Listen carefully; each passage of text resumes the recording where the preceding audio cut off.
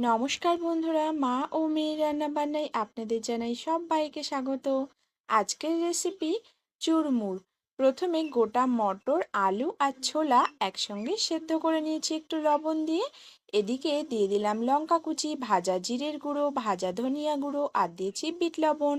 আগে থেকেই যেহেতু লবণ দিয়ে সেদ্ধ করা, সেই জন্য একটু লবণটা বুঝিয়ে দিতে হবে। আর দিয়ে দিয়েছি একটুখানি তেঁতুল গোলা জল।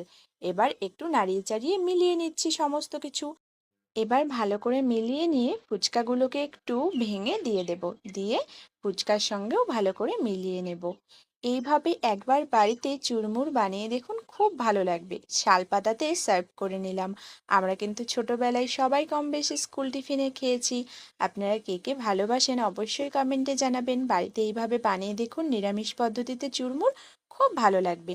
আজকের রেসিপি এই পর্যন্ত। দেখা হচ্ছে অন্য কোনো রেসিপিতে। ধন্যবাদ।